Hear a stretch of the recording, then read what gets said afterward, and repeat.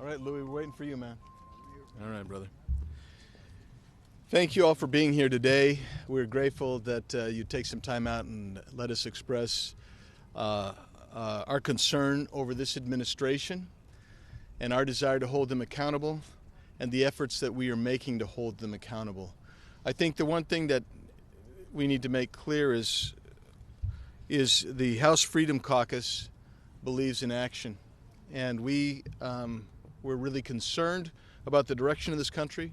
Under this administration, there's so much that has gone wrong, but moreover, as we've watched the disastrous evacuation of our troops from Afghanistan, as we've watched Americans left behind in Afghanistan, as we've watched literally billions of dollars worth of materiel be left behind in Afghanistan.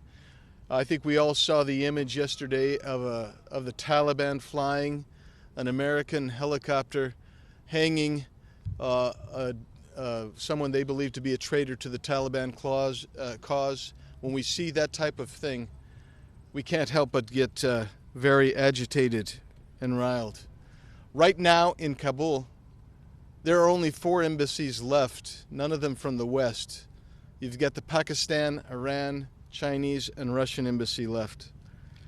That's what you have. You have from April 30th to June 30th of this year, Americans funded 174 Humvees for the Afghan forces. Those have been unaccounted for and left behind. We know planes have been actually flown out of Afghanistan to other jurisdictions. And we have the State Department saying basically the fact that we left Americans behind, I believe, I don't want to misquote, but I think I'll paraphrase, they said this happens all the time. It's unacceptable.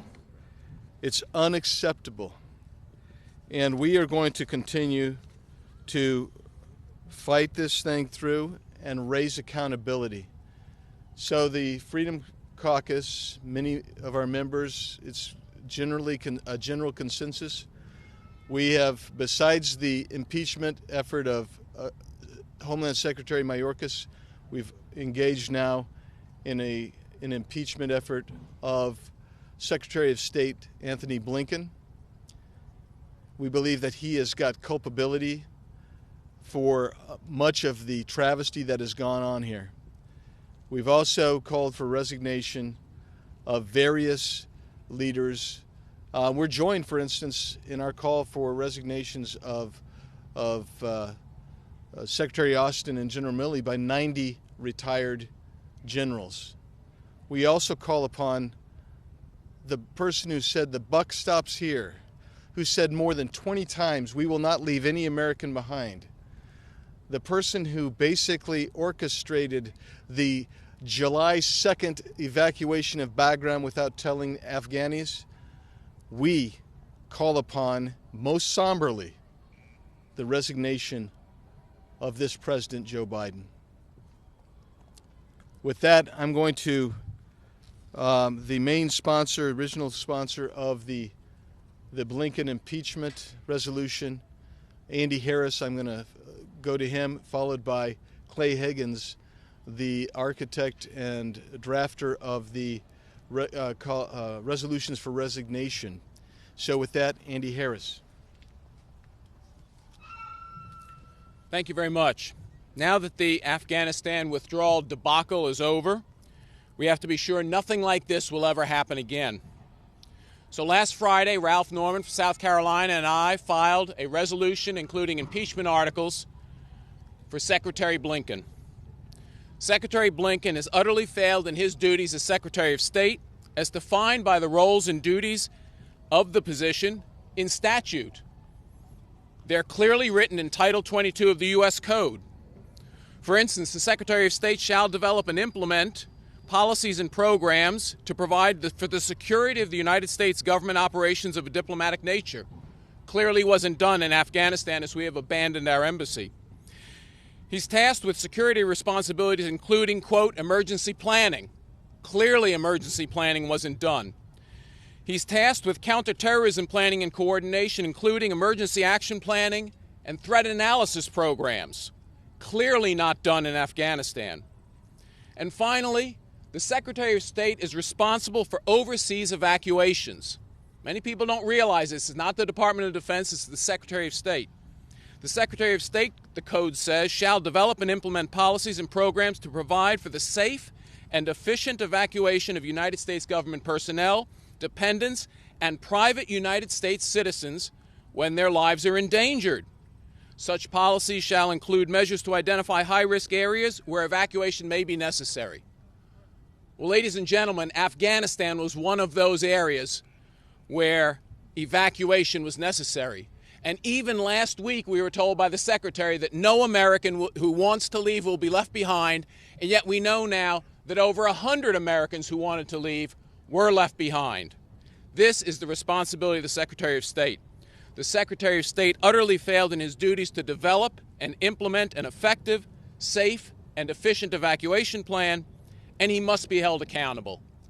He has to be held accountable because around the world, Russia, China, North Korea, and Iran at this moment imminently threaten our allies.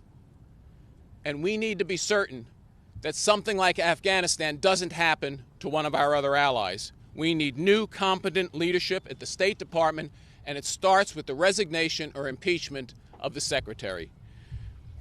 I now yield to Mr. Higgins.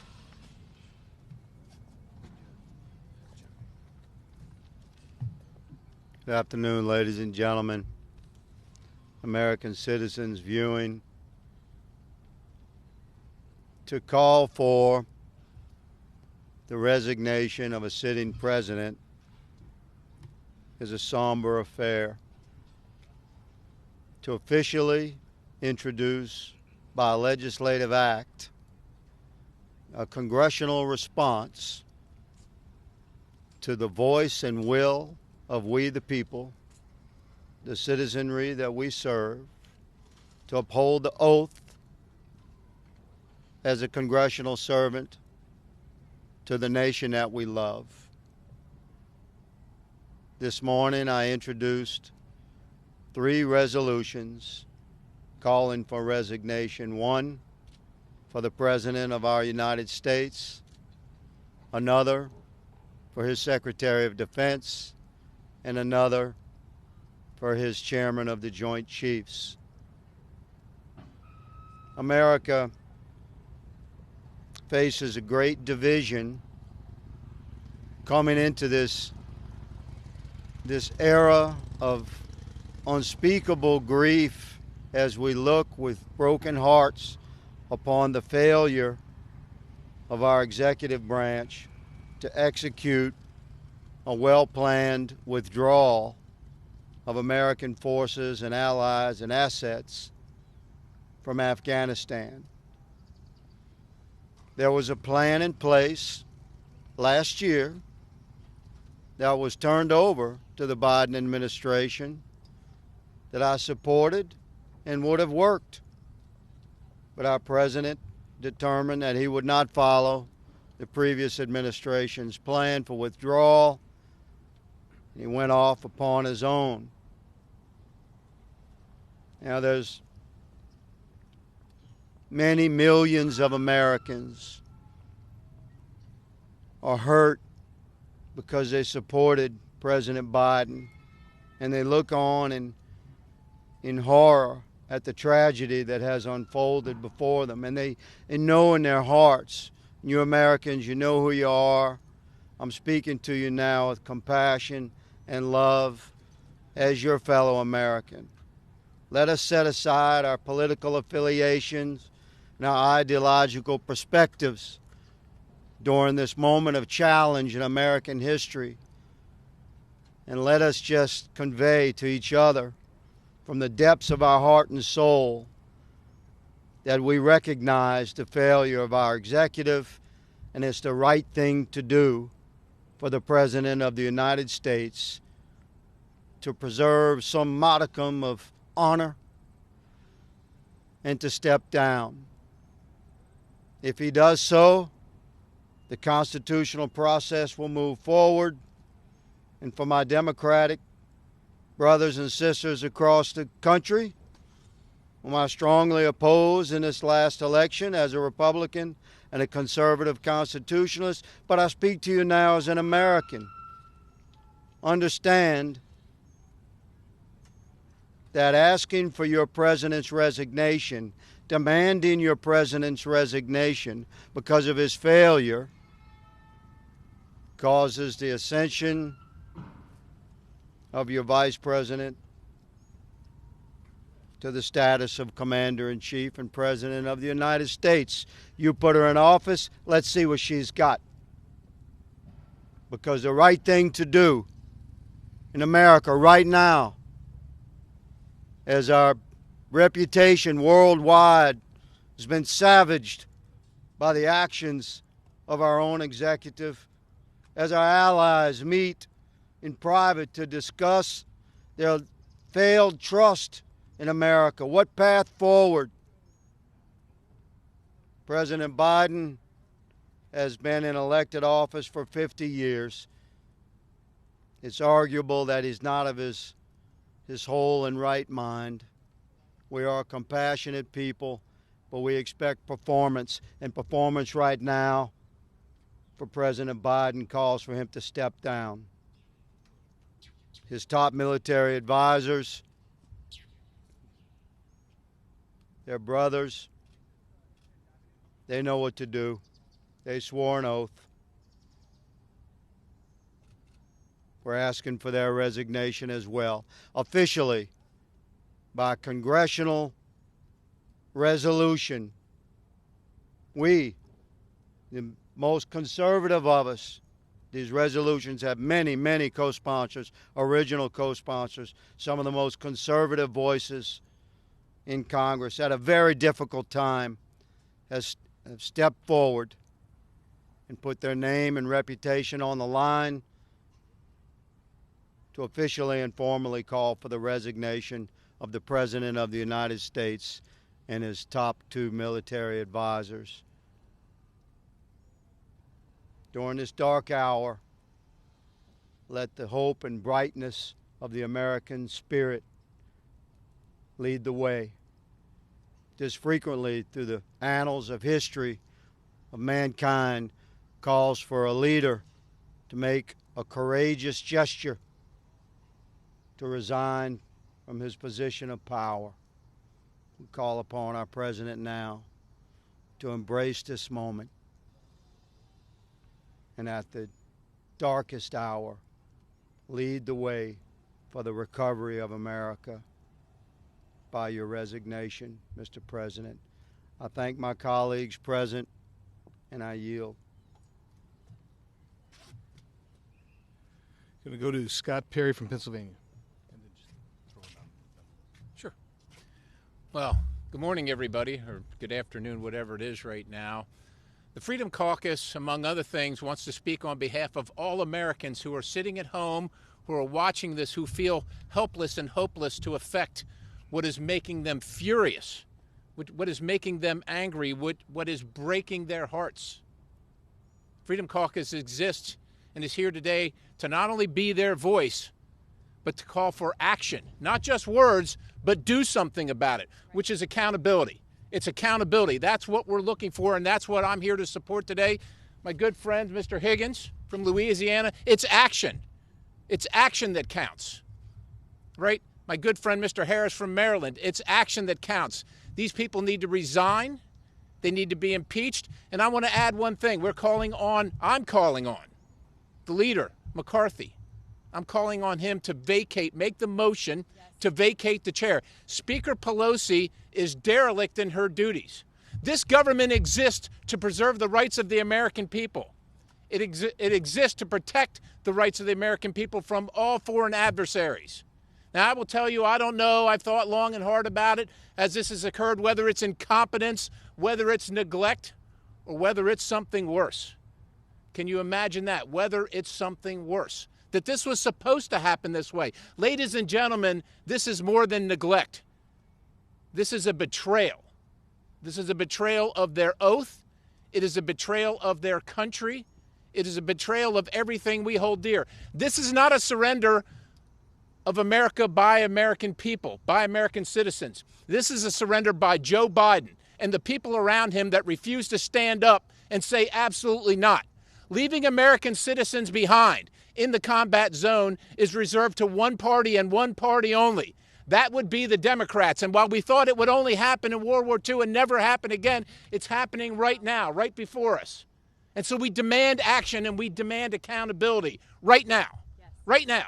We're not waiting any longer. So while they're talking over here and while Speaker Pelosi's back in California telling you that she stands for women, little women and girls in Afghanistan, American girls in Afghanistan are being persecuted and worse as we speak. We do not accept it. We demand accountability and we demand action. I'd like to turn it over to the toughest lady in Congress from Colorado, Ms. Boebert.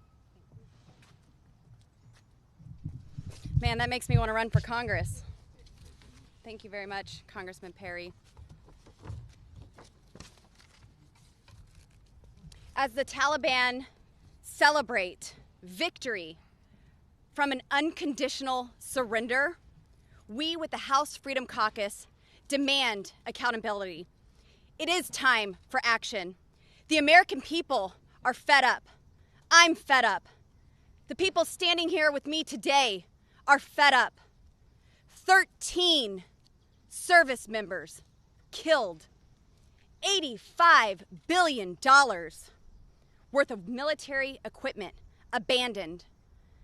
Thousands of Americans left stranded, hundreds at this point. It should be enough for even the weakest, wokest members of Congress to step up. I would hope that just one Democrat would have the courage to join us. That one Democrat could do more than the so-called commander-in-chief who could only look at his watch while moms received the remains of their babies in Dover.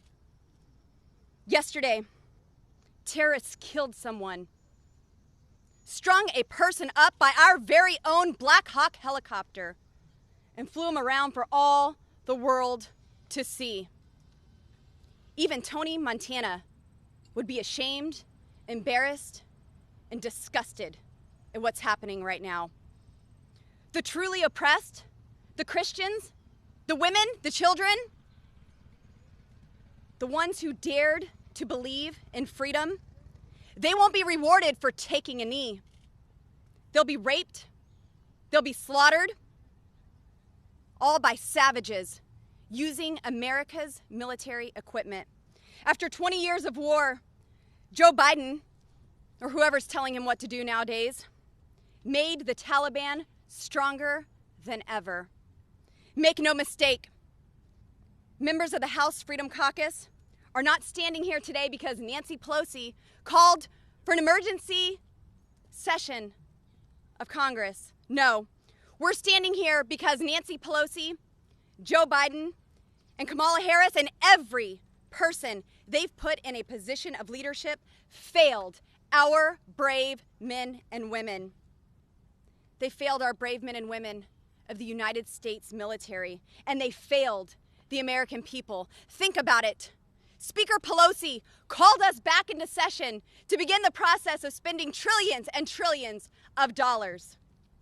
We damn sure can be called back into Congress for this.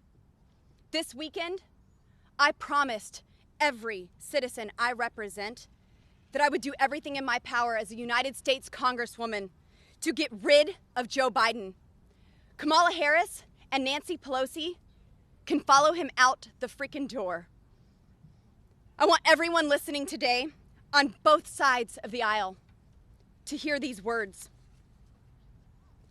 We were sent to Washington to represent the American people, not to watch our country give away billions of military equipment to known terrorists, not to sit idly by waiting for the next election, and certainly not to put up with an inept, weak, and incapable regime that puts everyone but American citizens first.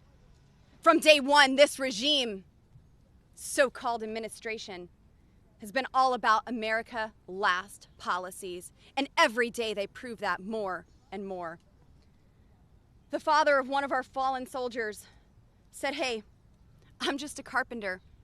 And even I can figure out how horrible this exit strategy was.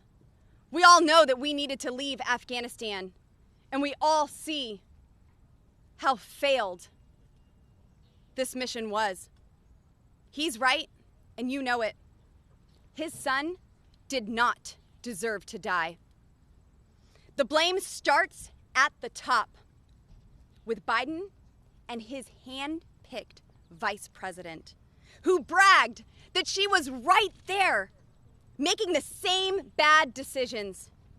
And if not for her own dereliction of duty, she should be impeached for not demanding we invoke the 25th Amendment.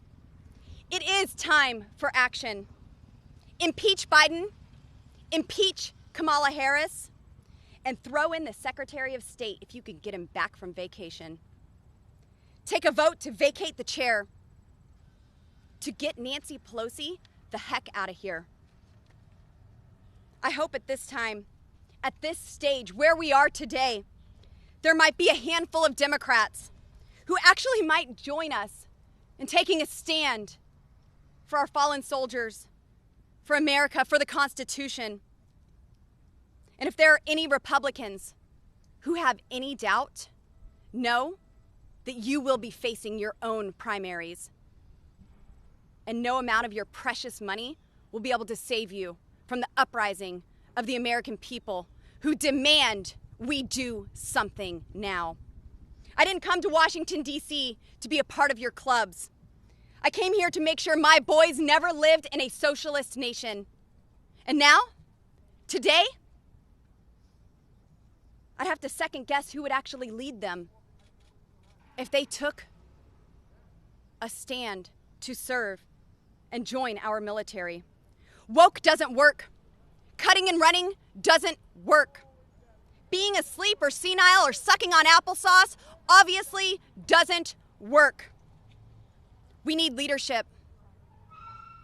We need action. And I plan to do whatever I can to deliver on both of these. Thank you very much. Gomer. Louis Gohmert, Texas. Thank you. Well, I was not in the military the various times I've been to Afghanistan since I've been in Congress. But I was in the military back when we had a commander-in-chief named Carter. And he welcomed the Ayatollah Khomeini into Iran as a man of peace, and it cost American lives. And after the Iranians took American hostages, he spent the rest of his presidency begging them to let them go when we were strong enough we could have done something about it. And I hoped and prayed I would never see a time when America, the United States of America, would plummet to that poor of leadership that would get Americans put in harm's way by a weak president. But the truth is, as President Obama has said, he's got most of his administration still there with President Biden. And they were trying to buy the help of the Taliban to just kind of let us get out, quit killing us long enough for us to get out. It doesn't work with bloodthirsty, radical extremists like we have in the Taliban. And make no mistake, if you bought the lies about, they're at odds, war with ISIS-K, that's exactly what the Obama administration said after sending billions of dollars of weaponry and equipment to what they call the moderate rebels in Syria, when the equipment and the weapons kept being turned over to ISIS. Even President Obama had to suspend sending weapons to the moderate rebels for 90 days. But now we have a president again who he couldn't have made matters worse if he was getting money to his family from China or oligarchs in Russia. He has put this nation at risk.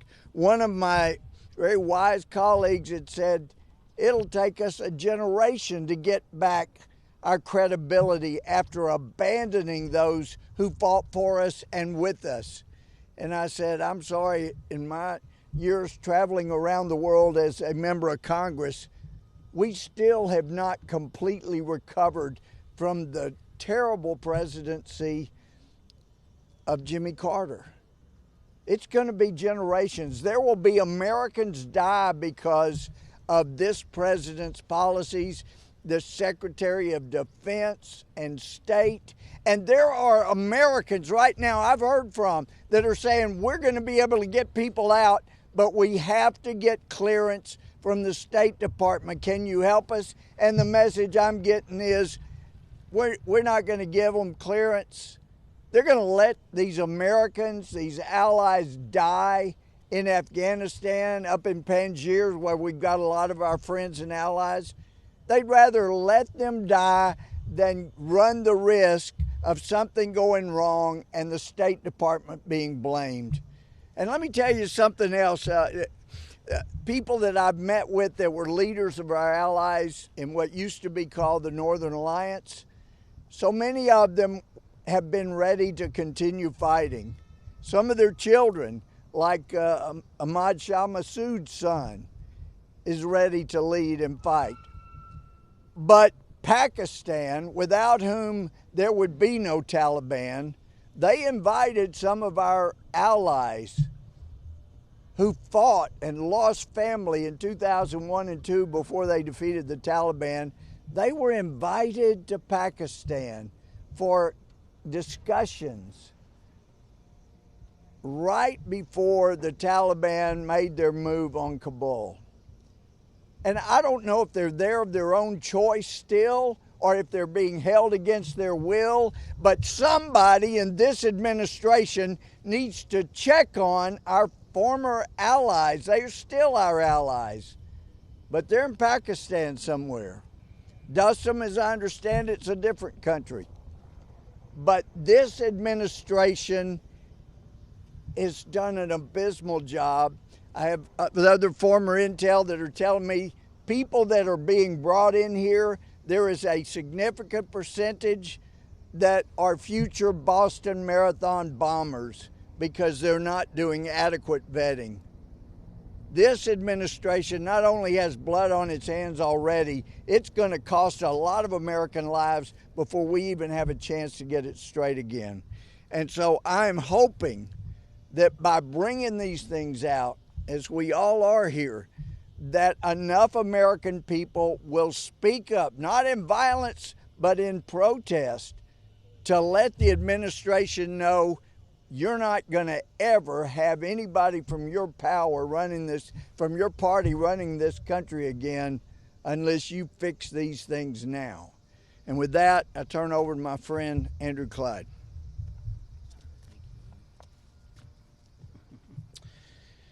Thank you, Louis, and I appreciate the Freedom Caucus arranging this event today. Chairman Biggs, thank you for that. I consider it my duty to be here in Washington alongside many of my fellow veterans to demand accountability from this administration and our top brass amid the stunning crisis in America, in American executive branch leadership that the world has just witnessed. Though U.S. CENTCOM announced yesterday afternoon that the last United States aircraft had departed Kabul International Airport, and the headlines tried to declare America's longest war officially over, we'd be naive to buy into that narrative. Ladies and gentlemen, we are still at war. We did not eliminate the threat. No, oh no, Joe Biden's failed withdrawal exacerbated it. Al-Qaeda, ISIS, the Taliban, the Haqqani network now have a safe haven where they can regroup, increase in strength, and plan their next evil attack. The truth is, we were fighting this war on terror before 9/11. If y'all remember back to 1993 to the Twin Tower bombings, and we will have to continue to fight this war on terror going forward. We as a nation have enjoyed 20 years of safety and security since 9/11, because of the ability of our military and intelligence agencies to take the fight to the enemy on foreign soil, so that we have not had to weather the storms of more terrorist attack here at home. And they've done a great job. Our veterans deserve tremendous praise and tremendous honor for the sacrifices of the last 20 years keeping America safe. But the war has not ended. It just entered a new chapter. No longer will that be the case, since we withdrew without eliminating the threat and left behind approximately $80 billion in advanced weapons and equipment that is now in the possession of the Taliban. President Biden and the entire administration kept parroting the phrase, telling America, "We will get every American out who wants out." And we could have done that. We could have done that. We had the military strength to do it, but there was no will to do it. The administration did not have the will. The administration lied to the American people, and we will now have dire consequences for those actions. How many are left, Mr. President? The estimates are anywhere from a few hundred to a few thousand American citizens and their families. I fear we are on the brink of another Tehran hostage crisis, but on a much more massive scale. Think about that. President Biden and his advisors should have seen the rapid fall of Afghanistan coming, as the intelligence assessments provided were indeed accurate. This was not an intelligence community failure. This was a failure of leadership. If the administration could not understand the dire situation, then they were incompetent for the job from the very beginning. But it appears that they chose to ignore the intelligence and maintain an inflexible course of action, so they are culpable and directly responsible for this humiliating and deadly retreat. Our top leadership has failed us. They failed our citizens, who they knowingly and willingly left behind enemy lines, and they failed our allies. They failed the whole of America, and so Secretary of State Blinken, Secretary of Defense Lloyd, and Chairman Joint Chiefs of Staff Milley should all resign, and I am calling for their resignation again. I called for that last week, but at the end of the day, the buck stops with President Biden, and so he should resign too for this abysmal failure of leadership. The Washington Times just ran a story that approximately 90 retired military senior officers, 90 of them, agreed and said the top military brass was negligent in performing their duties. As a retired senior military officer myself, that is exactly my point of view. My final message to all watching is this: Mr. Biden, give us the plan to bring all Americans home safely. We are America. We don't leave our people behind. Do not let the White House pull the wool over your eyes and feed you their false narrative that the war on terror is over and everyone who wanted to get out got out. That is a lie. Mr. Biden, we demand your plan, and we won't stop until we get it. We are America. We don't leave our people behind. And with that, I yield to my good friend from Virginia, Bob Good. Thank you, Andrew. Speaker Pelosi should call Congress back into session right now. And if she doesn't do that, we ought to vacate the chair and remove her as Speaker. This failed withdrawal from Afghanistan clearly demands congressional oversight. This administration couldn't have done a worse job if they did it on purpose. But it's no surprise this administration and our military leaders have focused on climate change. They focused on this phony allegations of white supremacy and racism within our military.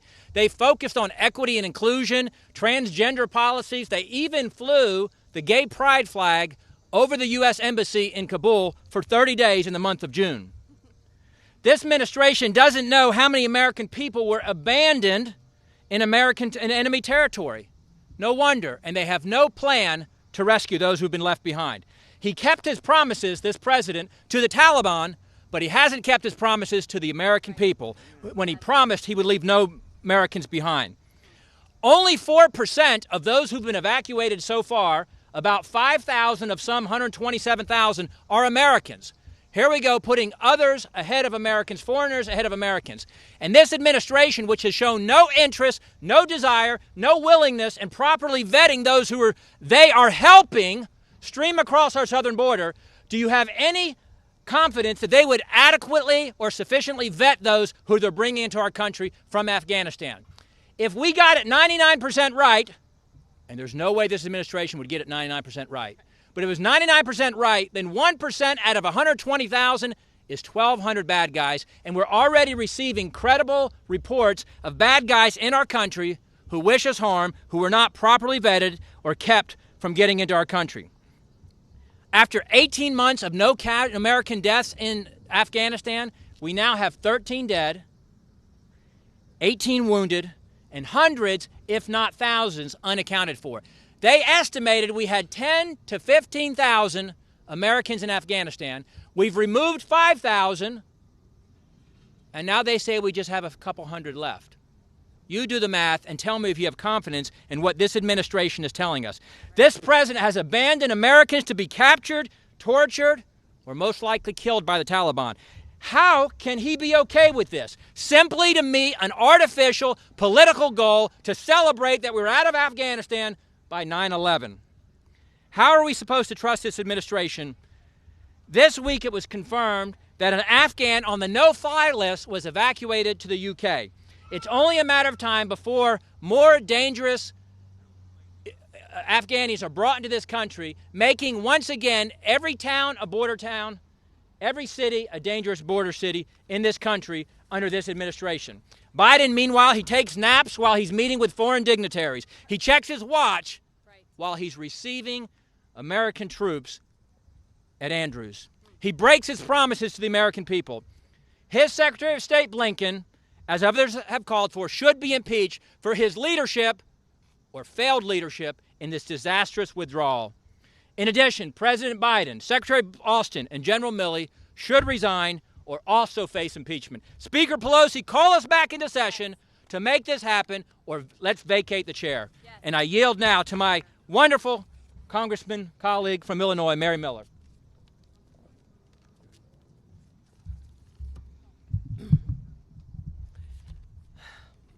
Thank you to our soldiers, sailors, and Marines who have shown incredible courage and compassion in this time. You are truly our national treasure. Our hearts go out to the families who are mourning. I can't fathom it. As a mother, I can't fathom the pain that you are enduring at this time, and I even think of the thousands of families the last 20 years that have lost loved ones over there. They had their whole lives ahead of them. Americans are looking for answers, and they don't believe what's coming out of the administration. Pelosi promised a hearing on August 17th. As of yet, no hearing. The last hearing they had was on windmills. Totally disrespectful. I can't help but notice, why are our flags not flying at half-mast? We should be weeping and mourning over the direction of our country. Where is Pelosi? Where are the House Democrats? The chamber is dark and empty. Did Adam Shifty Shift fall off the face of the earth? What a disgrace. Congress must act immediately to begin hearings to hold President Biden responsible. I've been thinking about this. Holding people responsible. During the 2020 election, our national media covered for Joe Biden. They refused to ask him tough questions, the questions that should have been asked. Today, we now have some serious questions about President Biden's abilities to do his job. In the critical days when Kabul fell, President Biden went to Delaware, then to Camp David, and disappeared. The media has failed the American people by picking a candidate who is not up for the job, but now it's Congress's duty to hold them accountable. No one in this administration has resigned or been fired. Secretary Austin, General Milley, Secretary Blinken are still in charge after this disaster. The consequences are going to reverberate for a long time. We all know that another 9/11 is coming. Our allies don't respect us and our enemies don't fear us. We are in a terrible position worldwide. In addition, The administration has allowed our southern border to remain open and exposed for any terrorists to cross unimpeded and remain in the United States. The first duty of the government is to protect its people. We have open borders and a national security disaster with less than 2 weeks from the 20th anniversary of the 9/11 national heartbreaking disaster. Our troops were deployed to the most dangerous place in the world to save American lives. The leaders should have had their backs. Yes. I go to bed at night, I wake up during the night, I wake up in the morning thinking about the families that have lost loved ones over there, and in addition, the Americans we left, the allies we abandoned, the Christians that are going to be murdered, tortured and murdered, and the women and girls. Yeah.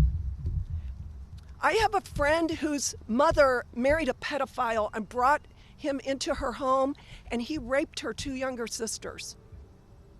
That mother is just as guilty as the pedophile, in my opinion. This administration is just as guilty as the terrorists.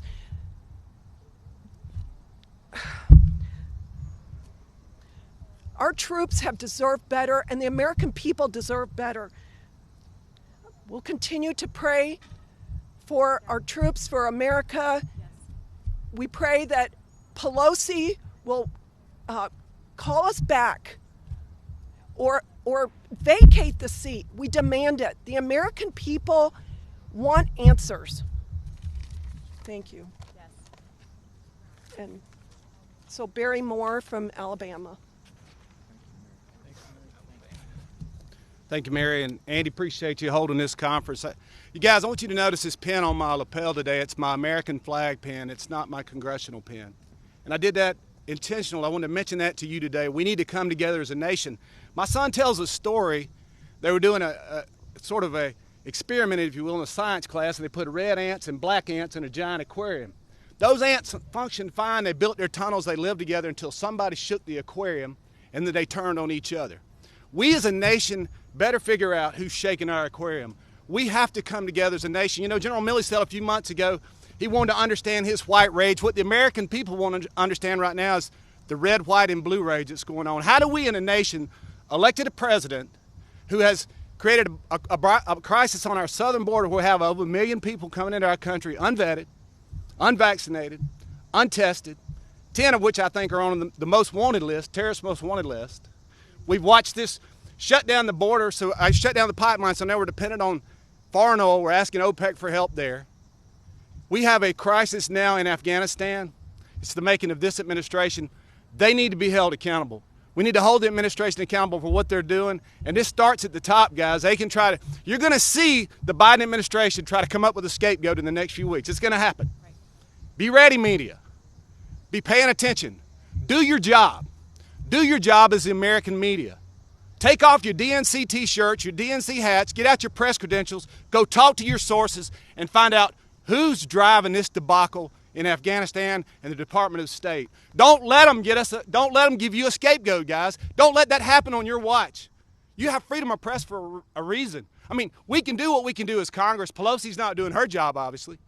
She needs to call us back in. We need to hold her accountable. I say that we vacate the chair. And I'm going to say one last thing. Joe Biden must go. Thank you for your time. Yes.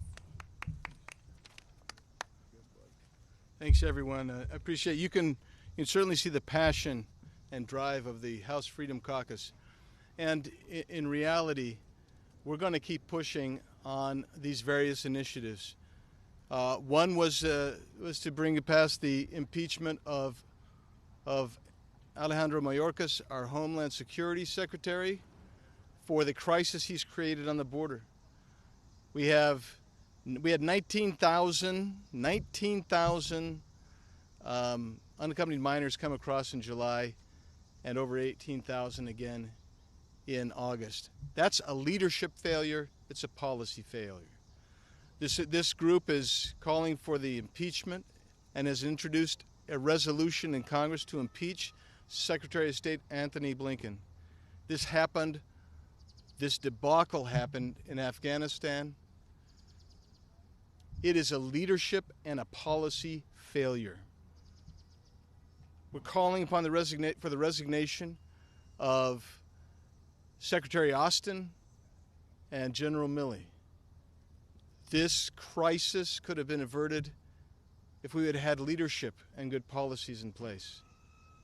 And ultimately, this comes down to the man himself, who always says the buck stops here, and then he blames everybody but himself, President Joe Biden. We call upon him to resign immediately.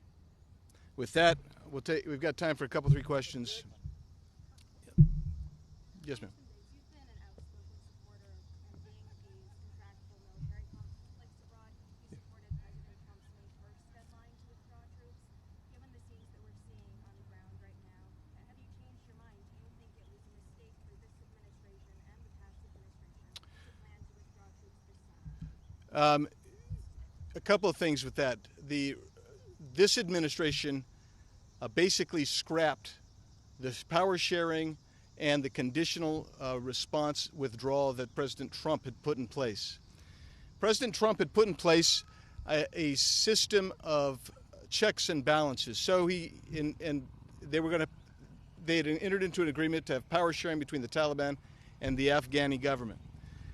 When the Taliban would violate the agreement, there would be immediate and disproportionate retribution by our military on the Taliban, and immediate communication as to why they were on the receiving end of hellacious retribution.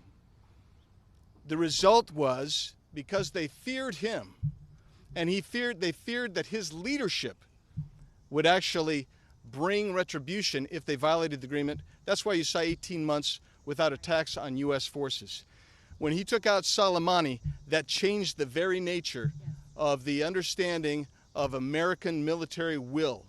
When Joe Biden came in and scrapped that and basically said, we're going to do this for a political purpose, for a headline on September 11th, an anniversary, it changed both the will of the Afghani military, and it also increased the will of the Taliban terrorists. One of the Afghan commanders wrote a piece for the New York Times